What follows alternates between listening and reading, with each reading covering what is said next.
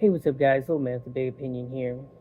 Today's video is going to cover a somewhat local news story, but what I want you to do in the comment section down below is share and discuss news stories similar to this happening in your area. Because I could take the time and look for dozens, if not hundreds, of similar stories, but it involves the border. It involves, without getting too political, a situation that seems to be happening more and more each and every day. So, this happened in Willis Point, Texas. Um, I'm about an hour away from there. So, and from what I've read in the story, they probably went through my town anyway. There were two foreign individuals that were caught at the border and let go and given court dates in California. The problem with it is they were Chinese nationals who had traveled to Turkey and then Mexico and then walked across the border. So that in it of itself shows that there was some sort of, nefarious something to fly from Hong Kong to Turkey, then to Mexico, and then walk across. So they were both apprehended in California and let go. The next time we see any notice of them is they rented a vehicle in California, drove to Florida in a day, were stopped in Georgia and for regular traffic violations. They switched vehicles and then were stopped in Texas for the same traffic violation. And upon searching of the vehicle, they found roughly $250,000 worth of gold bullion. It's still kind of an ongoing investigation because they were followed in Georgia to a known trafficking site, and then they think they switched vehicles again. So 2 to 3 different vehicles, two individuals that, from what they understand, do not have the means to purchase $250,000 worth of gold. And so they're still trying to figure out exactly what they were attempting to do. But stories like this are popping up all over the place. A vast majority of people really think what's going on at the southern border is mostly immigrants from Mexico and South America. But with the quantity of people coming across, they are seeing more and more individuals that are coming from Eastern Europe and Asia and Africa and just places that a lot of time, money, and effort is going into getting them here. We've had a few high-profile cases that involve, rape, murder, things like that. But our intelligence community has, speculated and warned that, we have seen several, identified terrorists come across. We have seen, people from countries that do not like the United States come across. And, they're not just, walking across and settling in the border states and disrupting things. They're all over the U.S. now. I just read a story in New York about a fresh batch of about 4,000 settling somewhere in New York, and you know them preparing to deal with that, and other Midwestern and Central U.S. states. It's predicted in the last 3.5, almost 4 years, close to 15 million people have come in, which is, over half the state of Texas population, more than the population of a lot of U.S. states. And a good majority of these people, come in, they get caught, and they get told a court date to show up. And essentially, in that court date, they're supposed to say, why you're here. Are you going to apply for, asylum or visa or whatever? And a lot of people aren't showing up.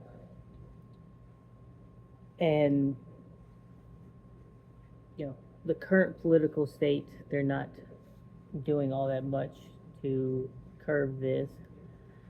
And even when the other side's in, a lot of times there's a lot of talking, and even when some things start to get done, it's almost like putting a band-aid on a bullet hole.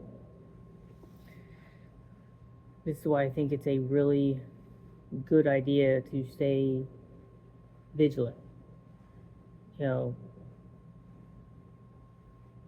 going to kind of profile those around you. Your situational awareness needs to be heightened because, unless you know that person 100% that they're not planning anything nefarious, I'm not saying you need to sit in your home and never go out, because anyone out there could have bad intentions. But when you do go out, sit in the back corner of a restaurant. Don't walk down the sidewalk on your phone. If you are going to go into a place, make sure you know your main escape route, if there's a backup one. Pay attention to the people in the store. If they're just being oblivious and doing their shopping, it's probably not something too much to worry about. But look out for yourself. And in looking out for yourself, I've said it a lot, you should be working out. Even last night, I was playing video games with friends, and I'd only done a 20-minute workout that day because the baby was very excited. But in between our matches, I would do, the very first one I did like 40 push-ups, and the next one was like 35. And the game we were playing has at least 13 rounds, and I think I counted up to like 380 push-ups.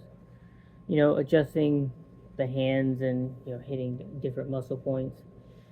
And played 5 or 6 games. So then I started doing squats and sit-ups, and I guess at one point I started getting pretty into it because they're asking why I was breathing so heavy. But you should definitely put at least 15 minutes a day into increasing your physical capabilities. If you can get out and get some sort of training, whether it's a mixed martial arts or boxing or anything like that to better prepare yourself, it's probably a good idea. If you carry, at the bare minimum, you should try to go out and shoot once a month, even if it's only 2 or 3 magazines. And that way your weapon system. Not only that, you should definitely carry first aid supplies. Practice with them. I think the last time I got a good practice in was in June. Didn't really do anything in July. I was kind of resting and relaxing. But you are more likely going to need to render aid than you are to draw your concealed carry weapon. And just getting a little bit involved in politics, figure out what the candidates in your area are talking about. Um, you know, both sides see this as a problem. Both sides have said how they're going to fix it. You know, listen to the people in your area and, pick the best person. I feel like in my lifetime, I discuss this with my government kids a lot. The soapbox. We don't really stand in front of a crowd too much anymore, unless it's at like, you know, state level or national level, and discuss our ideas. A lot of it is online now. A lot of people like to think of X as the, digital town square. That's where you're going to get like-minded people to come together and, push their solutions. The ballot box. Some people think the system's rigged and your singular vote doesn't matter. I think it does. So be an informed citizen and make the best choice based off of who's there. But I do think in my lifetime, the last one is the cartridge box.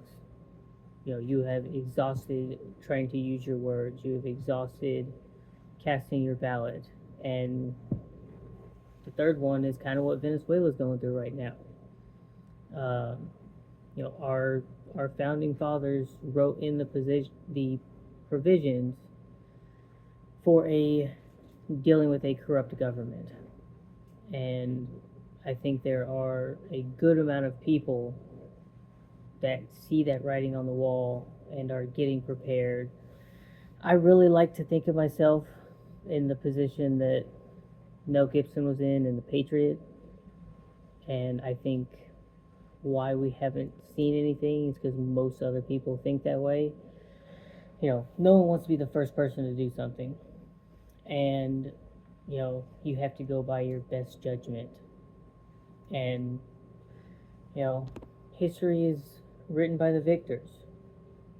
So continue to prepare and train and get your mindset ready for a situation like that. But I've ranted on long enough. If you enjoyed the video, leave a like. If you like what I'm doing with the channel, hit the subscribe button. And lastly, if you got friends or family that would benefit from these videos, share the channel with them.